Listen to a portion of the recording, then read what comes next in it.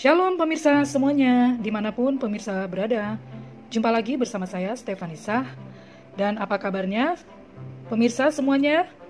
Yang pasti selalu kita tetap diberikan kesehatan, perlindungan Tuhan, dan juga berkat-berkat Tuhan dalam kehidupan kita senantiasa.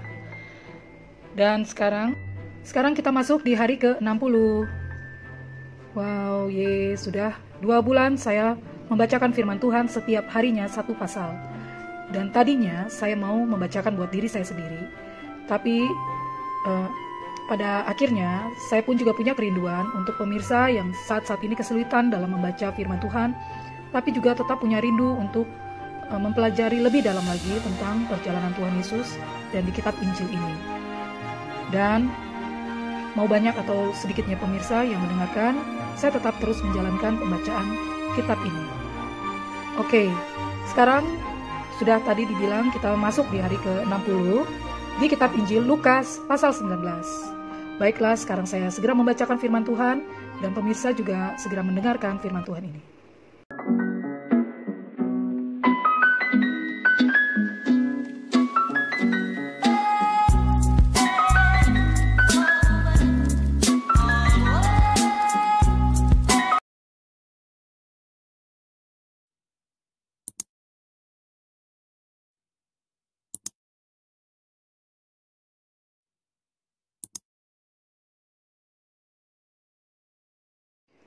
Kitab Injil Lukas pasal 19 dari ayat 1 sampai 48.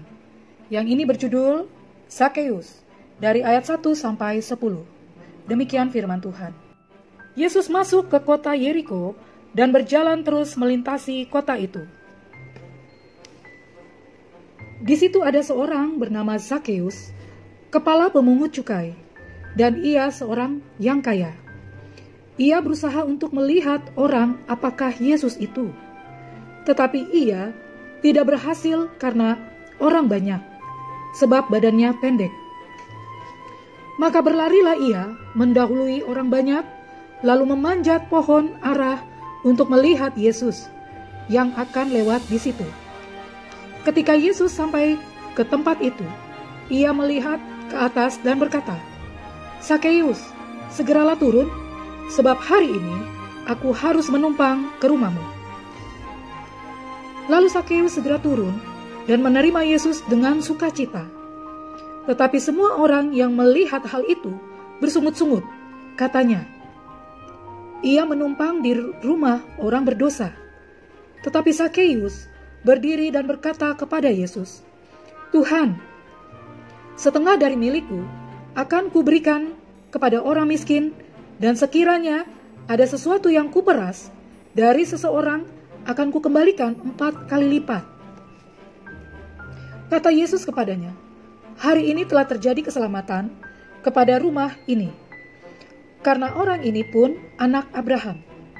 Sebab anak manusia datang untuk mencari dan menyelamatkan yang hilang." Perumpamaan tentang uang mina, ayat 11 sampai 27. Untuk mereka yang mendengarkan dia di situ, Yesus melanjutkan perkataannya dengan satu perumpamaan. Sebab ia sudah dekat Yerusalem, dan mereka menyangka bahwa kerajaan Allah akan segera kelihatan. Maka ia berkata, ada seorang bangsawan berangkat ke sebuah negeri yang jauh untuk dinobatkan menjadi raja di situ, dan setelah itu baru kembali. Ia memanggil 10 orang hambanya dan memberikan 10 mina kepada mereka. Katanya, "Pakailah ini untuk berdagang sampai aku datang kembali." Akan tetapi, orang-orang sebangsanya membenci dia, lalu mengirimkan utusan menyusul dia untuk mengatakan, "Kami tidak mau orang ini menjadi raja atas kami." Dan terjadilah ketika ia kembali setelah ia dinobatkan menjadi raja, ia menyuruh memanggil hamba-hambanya yang telah diberinya uang itu untuk mengetahui berapa hasil dagang mereka masing-masing. Orang yang pertama datang dan berkata, "Tuan, mina tuan yang satu itu telah menghasilkan 10 mina." Katanya kepada orang itu, "Baik sekali perbuatanmu itu, hai hamba yang baik, engkau telah setia dalam perkara kecil, karena itu terimalah kekuasaan atas 10 kota. Datanglah yang kedua dan berkata, Tuan, mina Tuan telah menghasilkan 5 mina. Katanya kepada orang itu, dan engkau kuasailah 5 kota. Dan hamba yang ketiga datang dan berkata, Tuan, inilah mina Tuan, aku telah menyimpannya dalam sapu tangan. Sebab aku takut akan Tuan, karena Tuan adalah manusia yang keras. Tuan mengambil apa yang tidak pernah Tuan taruh, dan Tuan menuai apa yang tidak Tuan tabur. Katanya kepada orang itu, hai hamba yang jahat, aku akan menghakimi engkau menurut perkataanmu sendiri. Engkau sudah tahu bahwa aku adalah orang yang keras, yang mengambil apa yang tidak pernah aku taruh, dan menuai apa yang tidak aku tabur. Jika demikian, mengapa uangku itu tidak kau berikan kepada orang yang menjalankan uang? Maka sekembaliku, aku dapat mengambilnya, serta dengan bunganya. Lalu katanya kepada orang-orang yang berdiri di situ, ambillah mina yang satu itu daripadanya, dan berikanlah kepada orang yang mempunyai 10 mina itu. Kata mereka kepadanya, Tuan, ia sudah mempunyai 10 mina. Jawabnya, aku berkata kepadamu, setiap orang yang mempunyai, kepadanya akan diberi, tetapi siapa yang tidak mempunyai, daripadanya akan diambil juga apa yang ada padanya. Akan tetapi, semua seteruku ini, yang tidak suka aku menjadi rajanya, bawalah mereka kemari dan bunuhlah mereka di depan mataku. Yesus dielu-elukan di Yerusalem. Ayat 28-44. Dan setelah mengatakan semuanya itu, Yesus mendahului mereka dan meneruskan perjalanannya ke Yerusalem. Ketika ia telah dekat Betfage dan Betania yang terletak di gunung yang bernama Bukit Zaitun, Yesus menyuruh 2 orang muridnya dengan pesan, pergilah ke kampung yang di depanmu itu. Pada waktu kamu masuk di situ, kamu akan mendapati seekor keledai muda tertambat, yang belum pernah ditunggangi orang. Lepaskanlah keledai itu dan bawalah kemari. Dan jika ada orang bertanya kepadamu, mengapa kamu melepaskannya? Jawablah begini, Tuhan memerlukannya.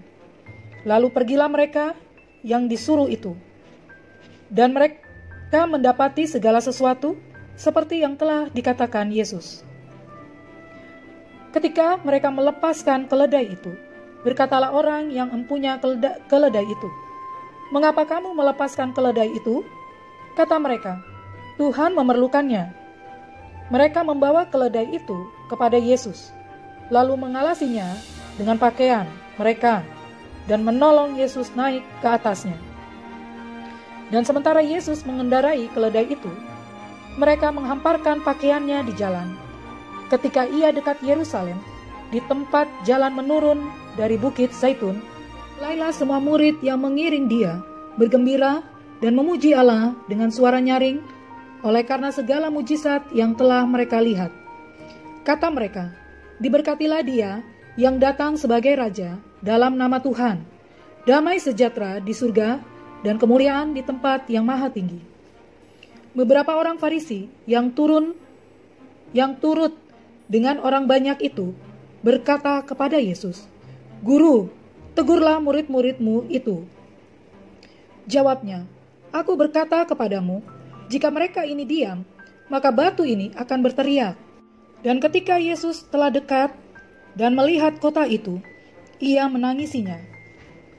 Katanya, wahai, betapa baiknya jika pada hari ini juga engkau mengerti apa yang perlu untuk damai sejahteramu.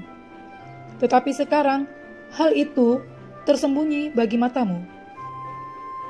Sebab akan datang harinya bahwa musuhmu akan mengelilingi engkau dengan kubu, lalu mengepung engkau dan menghimpit engkau dari segala jurusan.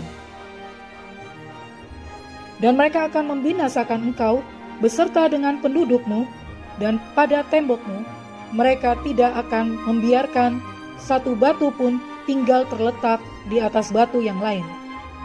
Karena engkau tidak mengetahui saat bila mana Allah melawat engkau. Yesus menyucikan bait Allah. Ayat 45 sampai 48. Lalu Yesus masuk ke bait Allah dan mulailah ia mengusir semua pedagang di situ. Katanya kepada mereka, "Ada tertulis, rumahku adalah rumah doa, tetapi kamu menjadikan sarang penyamun." Tiap-tiap hari ia mengajar di dalam bait Allah. Imam-imam kepala dan ahli-ahli Taurat serta orang-orang terkemuka dari bangsa Israel berusaha untuk membinasakan dia.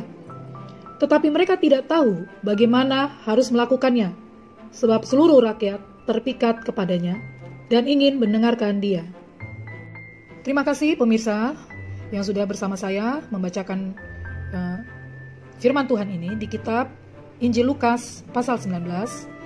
Dan biarlah firman Tuhan ini tetap terus menjadi pegangan dalam kehidupan kita dan selalu kita mengingat kebaikan Tuhan di dalam kehidupan kita sehari-hari.